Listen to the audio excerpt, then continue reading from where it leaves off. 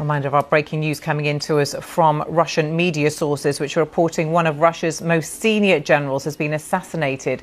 የሩሲያ ከፍተኛ የጦር ጀነራል በመኪና ላይ በተጠመደ ቦምብ ህይወታቸውን ማጣታቸው የሰሜን አትላንቲክ የጦር ጥምረት ኔቶ ዋና ጸሐፊ ማርክ ሩቴ ሩሲያ ኳሷ በእጇ ላይ ናት አሉ። ትራምፕ ቭላድሚር አቁም ባኮት አሉ። ሩሲያ ግዛቷን አሳልፋ ለሰላም ስትል መስጠት ሳይጠበቅባት አይቀርም የኪየቭ ከንቲባ በሚል አሳሰቡ። የብሪታንያው ጠቅላይ ሚኒስትር ኬር ስታርመርም ዩክሬን የሰላም ቃል ትምረጥ አሉ። የአሜሪካው መልክተኛ ሞስኮ ገቡ። ከፑቲንም ጋር ተወያዩ።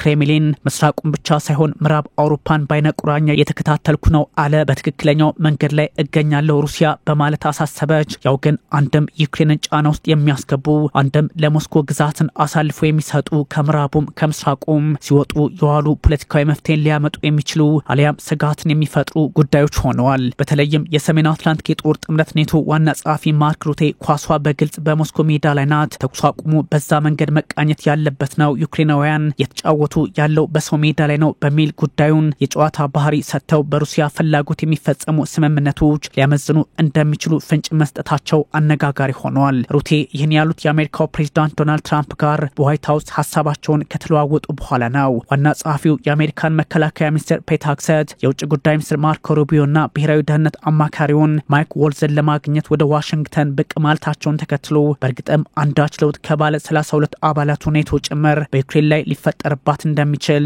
በግልጽ የሚጠቁም ያደርገዋል። ታዲያ ማርክ ሩቴ የሩሲያው ፑቲን ሰላም ይሻሉ ወይ ተብለው ሲጠየቁ አላውቅም፣ ከሳቸው ጋር የኔዘርላንድስ ጠቅላይ ሚኒስትር ሆኜ ሳለ ከ2010 እስከ 2014 ጉዳያቸውን ለመገምገም ሞክሬ ነበር፣ የፑቲንን አእምሮ ማንበብ መሞከር አቁም ያለው የሚል ምላሽ መስጠታቸው ሩቴ ምላሽ ቢሉትም ምን ለማለት ፈልገው ነው የሚል ጥያቄ ደግሞ ከግራም ከቀኝም ማስነሳቱ አይቀሬ ሆኗል። አሜሪካ ላይ እያዩት ያለው ጉዳይ ግን ዶናልድ ትራምፕ የተዘጋውን ጉዳይ ሁሉ እንደሚሰብሩ ነው በሚል ሐሳባቸውን አጋርተዋል።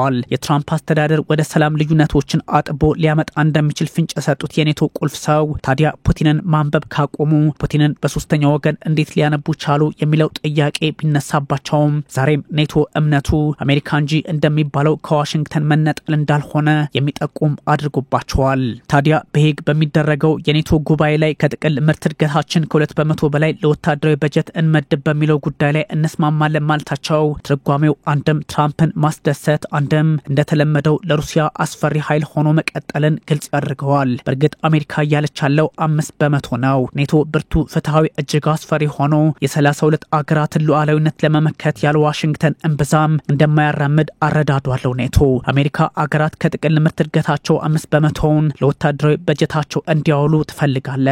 ይህም ይሆናል ነው ነገሩ።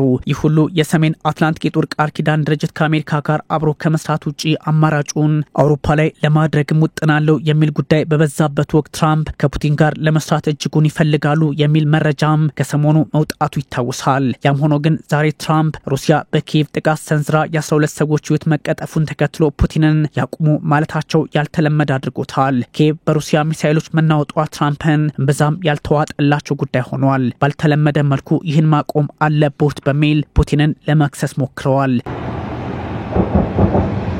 ለድርድር በሩሲያ ላይ ግፊት እያደረግን ነው፣ ግን ጥቃቱ ልክ አይደለም ብለዋል ትራምፕ። ሞስኮ በኪየቭ ላይ ባደረሰችው ጥቃት ደስተኛ አይደለሁም፣ አስፈላጊም አልነበረም፣ ሰዓቱም አይደለም በሚል በራሳቸው ትሩዝ ሶሻል ሚዲያ ላይ ሐሳባቸውን ዶናልድ ትራምፕ አጋርተዋል። የሰላም ስምምነቱን እውን እናድርገው የትራምፕ አቋም ሆኗል። ዘለንስኪ ክሬሚያን አሳልፈው ባለመስጠት የሞት ሜዳውን የማስፋት ውጥን አላቸው አሊያም ጊዜውን የማራዘም ሐሳብ አላቸው በሚል ዘለንስኪ ላይ ተናደዋል ሪፐብሊካኑ።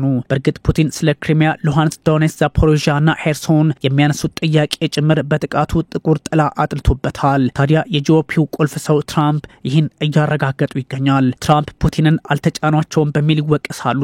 የትላንት ምሽቱን ጥቃት ግን አልወደድኩትም በግልጽ ማለታቸው ትራምፕ ምናልባትም ነገሩን ሊያወሳስበው እንደሚችል ይጠቁማል። ይህ ሁሉ ውጥረት በሩሲያና በዩክሬን መካከል ተባብሶ በቀጠለበት ሰዓት የሩሲያ ጀነራል መገደል አነጋጋሪ ሆኗል።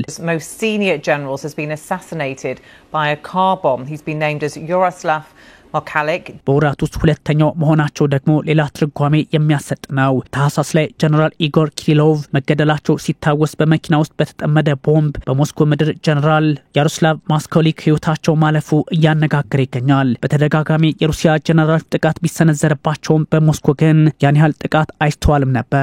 ታዲያ ከሩሲያ ከፍተኛ ጀነራል ውስጥ እንዲህ አይነቱ ጥቃት ሰለባ የሆኑት ማስኮሊክ አደገኛ ፖለቲካዊና ወታደራዊ ትርጓሜ ለሩሲያ ፖለቲከኞች ሊያሰጡም ይችላል ተብሏል። ከፍተኛ የጦር አዛዡ ሩሲያ ውስጥ በዩክሬናውያን ኢላማ ከተደረጉ ከፍተኛ የክሬምሊን አመራሮች መካከል አንዱ እንደሆነ በስፋት እየተነገረ በሚገኝበት አጋጣሚ ነገሩ በኪየቭ ጭምር ውስብስብ ሆኗል። በአራት ወራት ውስጥ ከፍተኛ የሩሲያ ጀነራል በመኪና ውስጥ በተጠመደ ቦምብ ህይወታቸውን ሲያጡ ነው። ለሁለተኛ ጊዜ መሆኑ ደግሞ አነጋጋሪ ሆኗል። የሀገሪቱ ብሔራዊ የስለላ ተቋም በከፍተኛ ሁኔታ ክትትል እያደረገ እንደሚገኝ ግልጽ አድርጓል። የቦምብ ፍንዳታ የተፈጸመው ቤት ውስጥ በተሰራ ቦምብ እንደሆነ የተነገረ ሲሆን ታዲያ ሁኔታው አስቸጋሪ እንዴት እንደሆነ በግልጽ ለማስቀመጥ አሁንም ፍላጎቱን አላሳየም ተብሏል። ታህሳስ ላይ ከተፈጸመው ግድያ ጋር ኬሚካልና ባዮሎጂካል ክፍል መሪ ከነበሩ ሰው ጋር ጉዳዩን ለማገናኘት የሚሞክሩ የሩሲያ ሚዲያዎችም አሁንም አስቸጋሪ ነገር የተፈጠረ መሆኑን ለመጠቆም ሞክረዋል። የአሜሪካው ልዩ መልእክተኛ ስቲቭ ዊትኮቭ ታዲያ ከፕሬዝዳንት ቭላድሚር ፑቲን ጋር ከተገናኙ በኋላ እንዲህ አይነቶቹ እንቅስቃሴዎች ደግሞ የነ ዊትኮቭን ጉዞም ጫና ውስጥ ሊያስገባው እንደሚችል እየተነገረ ይገኛል። ሁኔታዎች እጅግ ውስብስብ ከመሆናቸውን ባሻገር መልካቸውን ለማስያዝ አሊያም ፖለቲካዊ አንደምታውን ወደ ሰላም ለማምጣት የኪየቭ ፖለቲከኞች የሚሄዱበት ርቀትም ለአሜሪካ ፖለቲከኞች እጅግ አስቸጋሪ የሆነ መጥቷል ተብሏል።